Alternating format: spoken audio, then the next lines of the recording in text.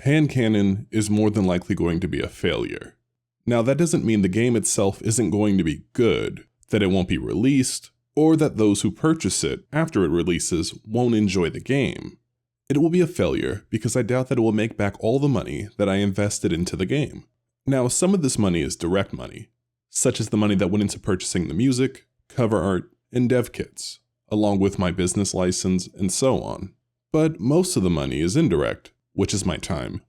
Everyone's time is worth something, and how you calculate the value of your time can be determined by a number of various factors. Someone who knows that they have 40 years ahead of themselves will value their time much less than someone who knows that they only have 40 hours ahead of themselves.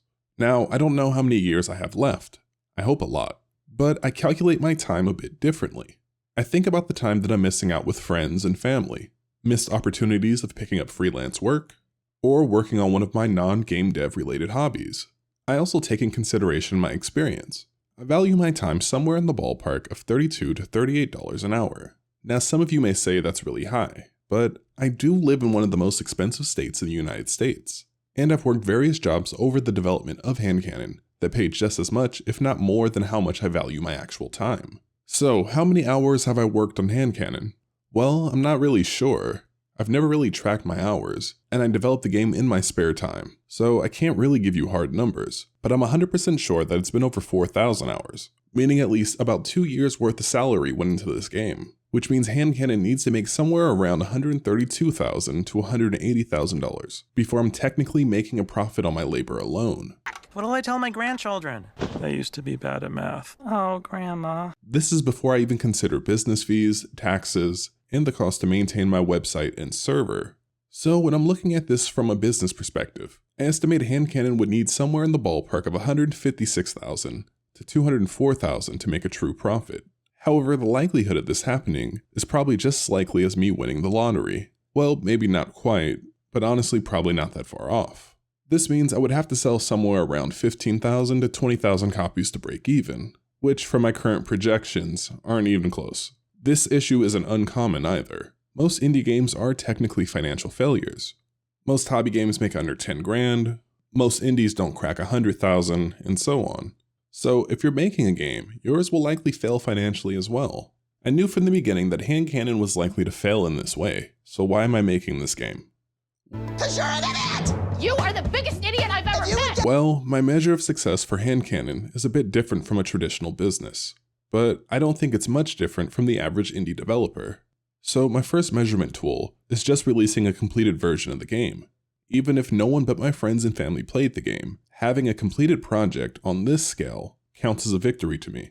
I doubt most solo developers complete a game that is this big, as it's basically a traditional Mega Man game combined with the first Metroid game and then add in a level editor and some challenges. I've never made anything as content heavy as the main game, let alone the New Game Plus Metroidvania. My second measurement is the reviews. Now, I don't mean major outlets, because I doubt that any of them will actually cover the game, but reviews from the players and the community, as all those really matter to me, especially from those in the Vita community. Hearing from people and seeing how much they enjoy the game would make it all worth it to me, even if I'm not technically covering all of my actual overhead in the end. Along with watching people play the game, I doubt there'll be a bunch of people actually streaming the game, but being able to watch people play and see their reactions is always an awesome experience for me. It's just something that I hate doing in person or live. So if I will be watching anyone play, it's likely going to be on YouTube. Then lastly, we have growing the Vita scene. As many people know, I admire the Dreamcast scene a lot. And in a way, I feel the Vita is kin to the Dreamcast. They're both systems with great games and a ton of potential, who weren't properly appreciated during their time. The Vita scene is very mature, containing a ton of homebrew, emulators, and various ways to create games. In spite of all of this, we don't really have any original games in the scene that I would consider at a commercial level. That doesn't mean that some games aren't great, but even the ones that play and look great are lacking in the content department, and feel more like vertical slices rather than real commercial games. And that is what I'm hoping to change. Just as GB Studio spawned a new generation of original Game Boy games, I hope maybe I can help kickstart the same thing in the Vita scene by showing that commercial projects can be viable. Now, what would make a commercial project viable to some is different from another, but for me personally, 500 physical copies would be my magic number. I mean, I couldn't quit my day job, but it would definitely fund the next batch of physical games, meaning the model would be self-sustaining and not pulling money out of my day job to finance this hobby. So as you can see, some things that people think are objectives, such as success, can be relative in the eyes of another. Of course, I would love to make games full-time, and would love for game development to pay all of my bills. But honestly, I don't think that will be happening anytime soon.